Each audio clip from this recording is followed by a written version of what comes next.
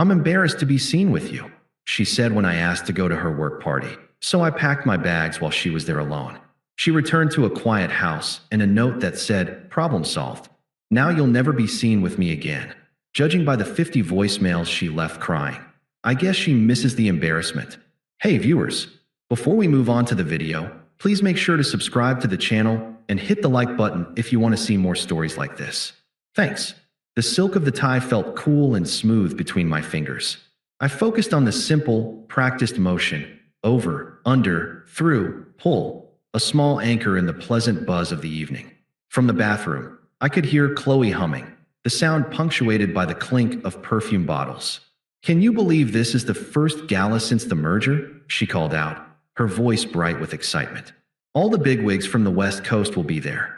This is my shot, Mark, to really be seen." "They'd be idiots not to see you," I said, giving my nod a final tighten in the reflection of the hallway mirror. I looked fine. The navy suit was a few years old, but still fit well. I felt a familiar flicker of pride, not for me, but for her. For us. I'd picked up a bottle of her favorite Prosecco on the way home, and it was chilling in the fridge for a post-party debrief. I wandered into the bedroom doorway. She was a vision, a whirlwind of purposeful energy in a sharp, black dress that meant business. She was scrutinizing her eyeliner in the vanity mirror, her focus absolute.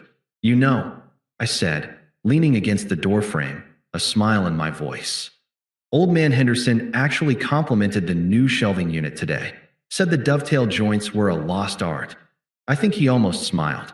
Qley didn't turn from the mirror. "That's nice, honey." "It is. It means he'll probably recommend me for that big library restoration job. The one I told you about." The humming had stopped. She was now applying a second coat of mascara, her movements precise and final.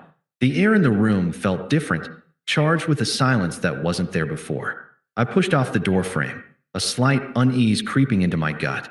"All right," I said, clapping my hands together softly. Ready to knock him dead. I turned and picked up my jacket from the bed, slipping one arm in. That's when she spoke. Her voice was different. No longer bright, but low, strained. "Mark, wait." I paused, one arm in the jacket, and turned back to her. She had finally turned away from the mirror. She was looking at me, but her expression was unreadable, a tight, pained mask. "What's up? Did I forget something?" I asked, glancing around. She took a slow breath, as if steeling herself for a difficult presentation. "Look, this is awkward, but it's probably better if you don't come tonight." The words hung in the air, not quite computing. I let out a small, confused laugh. "What? Why? I've been looking forward to this all week. I want to meet your team, the people you talk about all the time.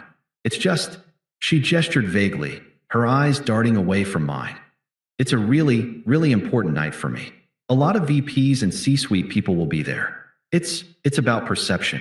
A cold knot began to form in my stomach. Perception of what? She met my eyes then, and hers were hard, like chips of flint. All the earlier excitement had vanished, replaced by a cold, clinical assessment. Her voice dropped, each word deliberate and sharp as a scalpel. "Of me, Mark. Your whole vibe."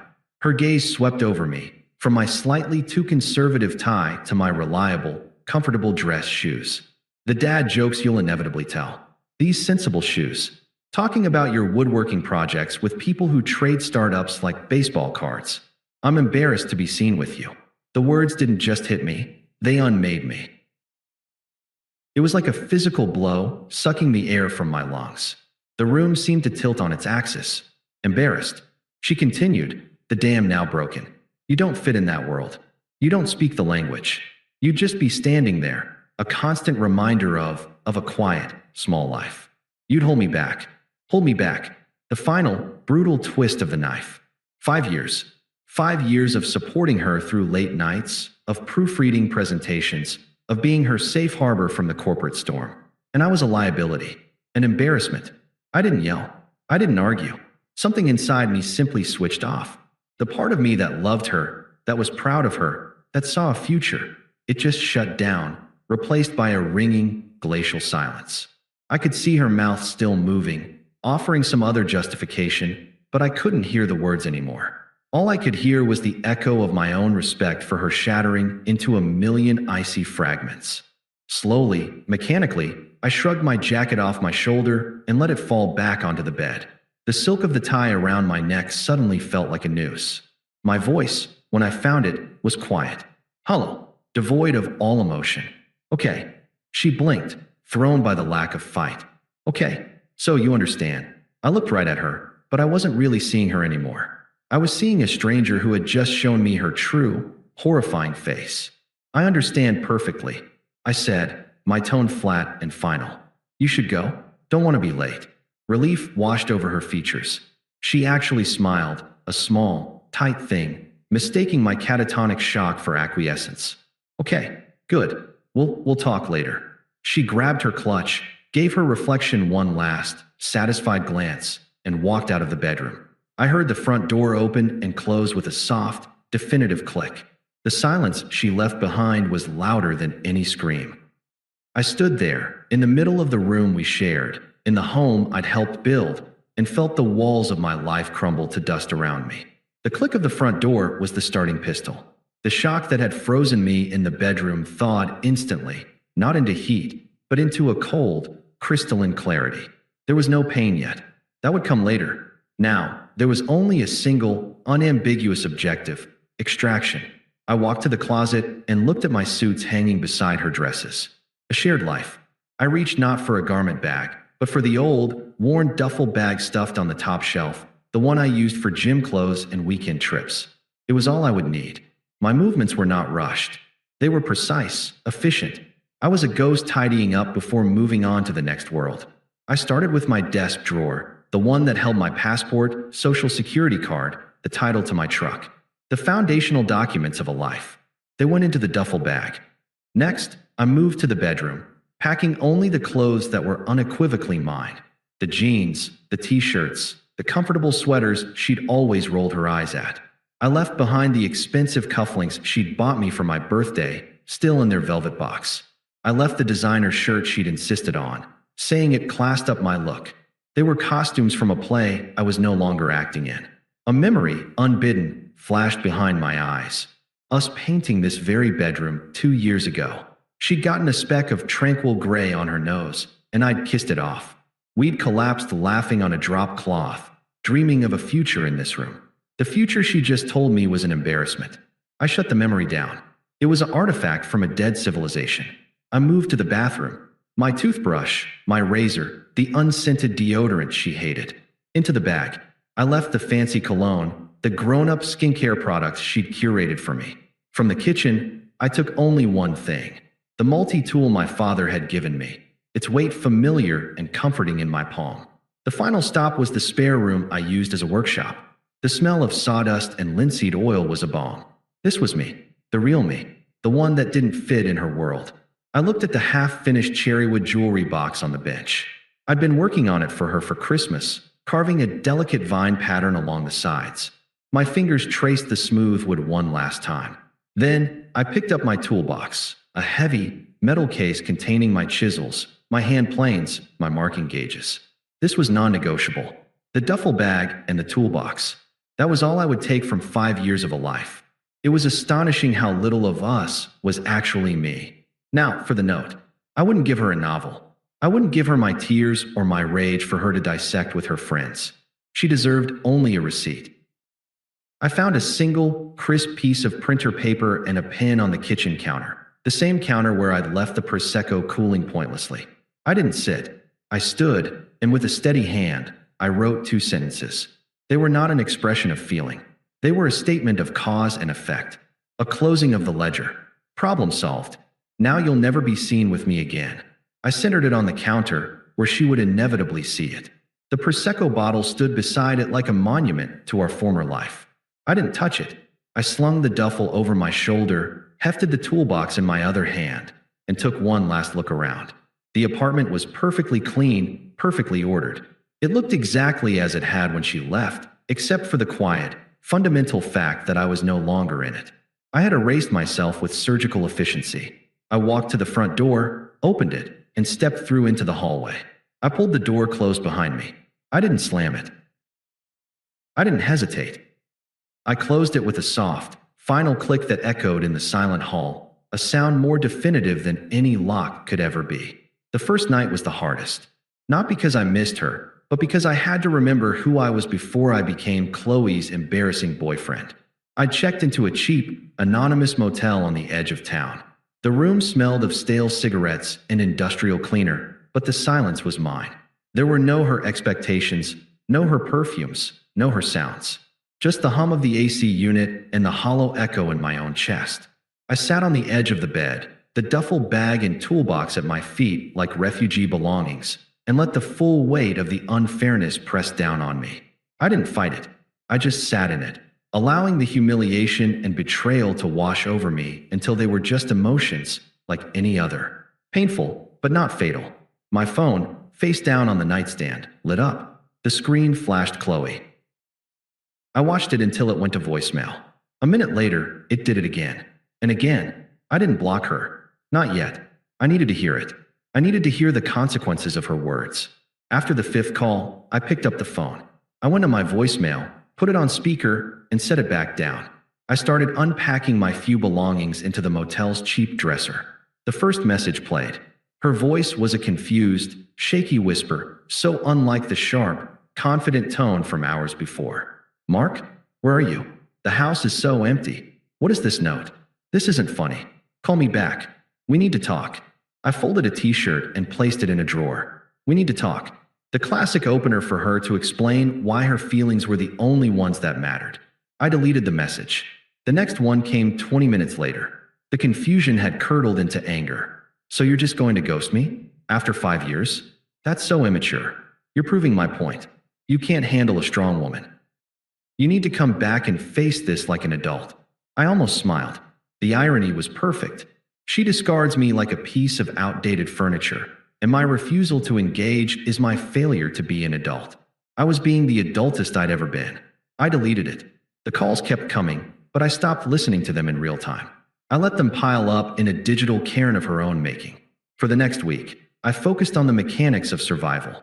I found a month-to-month rental, a small studio apartment above a quiet garage. It was nothing fancy, but it had space for a workbench.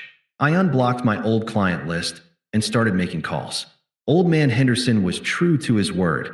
The library restoration job was mine. I worked. I sanded old floors until my muscles ached and my mind was blank. I measured. I cut. I joined. The physicality of it was a purge. Each swing of the hammer drove her voice a little further from my head. One evening, after a long day at the library, I finally sat down in my new, sparse living room with a beer. The silence was no longer hollow. It was peaceful. I picked up my phone and scrolled to the voicemail list. 53 messages. I took a long swallow of beer and pressed play. They were a symphony of unraveling. "Mark, please." I saw the note. "Problem solved." What does that mean? This is crazy. Just call me. My mom is asking where you are. What am I supposed to tell her? That you had a tantrum and left? This is so humiliating. Okay, fine. I was harsh. I was stressed. But you can't just disappear. We have a life together.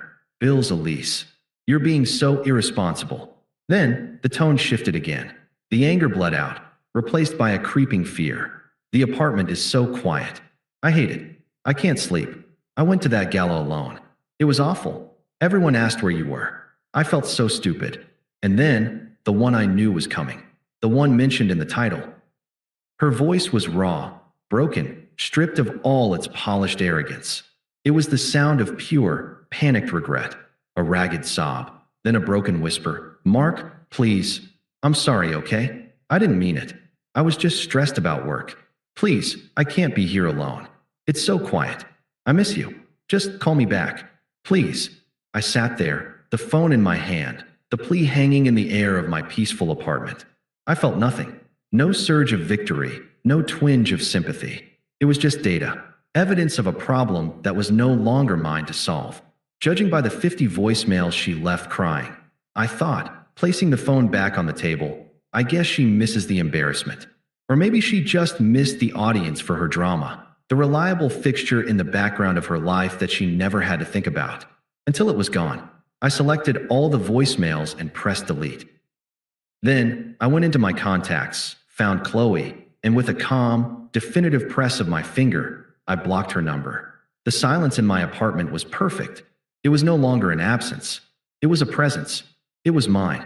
6 months is a long time when you're building something new. The dust from the old life had settled, and I'd used it to mix the mortar for the new one. My studio apartment was no longer sparse. It was a sanctuary, filled with the scent of cedar and the quiet satisfaction of my own making. The library restoration was complete, featured in a local magazine, and new clients were seeking me out for custom pieces. I was no longer Mark, Qley's embarrassment. I was Mark, the craftsman. I'd met Sarah at the library, of all places. She was a graphic designer, researching artisanal typography for a book project. We'd started talking about the grain of the oak paneling I'd restored, and somehow ended up talking for 2 hours over coffee. She was sharp, funny, and her eyes lit up when I explained the joinery in a table I was building. She saw the art in it. She fit in my world perfectly.